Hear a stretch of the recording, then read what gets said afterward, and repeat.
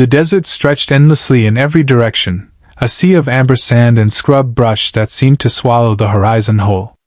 Maya had been at the ranch for 3 weeks now, and every single day had been a quiet confirmation of what she'd always known about herself. She was terrified of horses.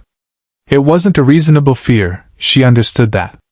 The ranch hands were patient, the horses were well trained, and her aunt who owned the property had assured her that anyone could learn to ride. But fear doesn't answer to reason. Every time Maya approached the stable, her hands would shake. Every time she tried to mount one of the gentle mares, her legs would lock up. The instructors had tried everything, from the oldest, slowest horse to breathing exercises to having her simply spend time near the animals without any expectation of riding. Nothing worked. Maya would stand there, frozen, while other guests at the ranch cantered past on their trail rides, laughing and pointing out hawks circling overhead. She'd watch from the fence, her fingers gripping the weathered wood, wondering what was wrong with her that she couldn't do this one simple thing that seemed to come so naturally to everyone else. Her Aunt Sarah didn't push, which somehow made it worse. Sarah would just smile and suggest other activities, as if it didn't matter at all that Maya was the only person at a dude ranch who couldn't ride. But Maya knew it mattered. She'd come here specifically to face this fear, to prove to herself that she could do something difficult. Instead, she was proving the opposite. On the 23rd morning of her stay, Maya woke before dawn to the sound of commotion outside. Voices were urgent but not panicked, and she could hear the sound of hoofbeats and truck engines. She dressed quickly and hurried out to find ranch hands gathered near the northern fence line, all of them staring at something in the distance. Sarah was there, binoculars raised to her eyes. When she saw Maya, she lowered them with a strange expression on her face, something between excitement and concern. "The Mustangs are closer than usual," Sarah said. "There's a band of them that ranges through this area, but they usually keep their distance. This morning they're right at our boundary." Maya had heard about the wild horses but had never seen them. Now, following Sarah's gesture, she spotted them, a group of perhaps 20 horses standing in a loose cluster about 100 yards away. Even from this distance, she could see the wind lifting their manes, could sense something untamed and powerful about the way they stood. One horse stood apart from the others. A stallion, larger than the rest, with a coat that seemed to shift between gray and white in the early morning light. Even as the other horses began to drift away, moving back toward the open desert, this one remained. He was staring directly at the ranch, his head high, his posture alert but not afraid. "That's Ghost," one of the ranch hands said quietly. "He's the lead stallion. Been ranging through here for about 5 years now.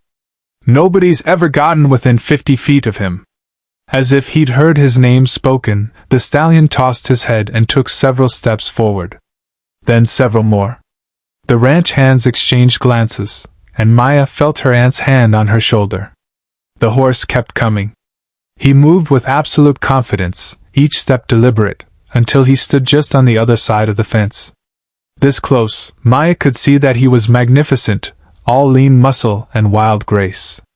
His eyes were dark and intelligent, and they were fixed on something. They were fixed on her. Maya felt her breath catch. She wanted to step back, wanted to run, but something held her in place. The stallion made a low sound in his throat, not quite a whinny, almost like a question. Then he did something that made everyone around her go very still. He lowered his head and took one more step forward, pressing his nose against the fence rail directly in front of Maya, close enough that she could feel the warmth of his breath in the cool morning air. "Don't move," Sarah whispered, but Maya couldn't have moved if she'd wanted to. Her fear was still there, that familiar tightness in her chest, but it was mixed with something else now. Wonder, maybe? Or recognition, though she couldn't say of what. The stallion stood there for a long moment, his eyes never leaving hers. Then, as suddenly as he'd approached, he wheeled around and galloped back toward his band, dust rising in clouds behind him. Within minutes, the entire herd had disappeared into the landscape, leaving nothing but hoofprints and a group of stunned humans. Maya spent the rest of the day unable to focus on anything else.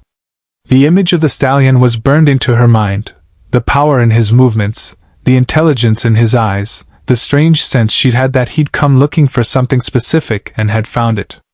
The other guests chatted excitedly about the wild horse sighting at dinner, but Maya was quiet, pushing food around her plate. That night she dreamed of running across the desert on 4 legs instead of 2, of feeling the wind in a mane she didn't have. The stallion came back the next morning, and the morning after that. Each time, he would stand at the fence while his band grazed in the distance, and each time, Maya would find herself drawn outside to stand across from him. She never tried to touch him, and he never crossed the boundary of the fence, but something passed between them in those morning meetings. The ranch hands started to joke that Ghost had a crush, but there was an uncertainty in their laughter, as if they sensed something deeper happening that they couldn't quite name. On the 5th morning of these encounters, Maya did something that surprised even herself. She brought a chair and sat by the fence, just being present with no agenda. The stallion seemed to approve. He lowered his head and began to graze on the scrub grass near the fence line, occasionally glancing up at her as if to make sure she was still there. Sarah found her there an hour later.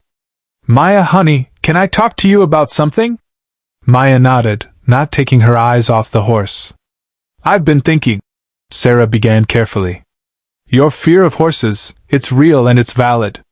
But I'm wondering if maybe it's not about horses in general. Maybe it's about control. About trust. All our horses here, they're trained to be controlled. That's what riding is, in a lot of ways. One creature submitting to the will of another." Maya felt something click into place in her mind. Sarah was right. Every time she tried to ride, there had been this element of domination that made her deeply uncomfortable. The bit in the mouth, the commands, the expectation that the horse would obey. It wasn't the horses she feared. It was that dynamic. "Ghost doesn't submit to anyone," Sarah continued. "He chooses where he goes, what he does. And for some reason, he's choosing to be here with you. That's not about control. That's about connection." Maya turned to look at her aunt. "What are you saying?" Sarah smiled. "I'm saying maybe you're not meant to ride our horses.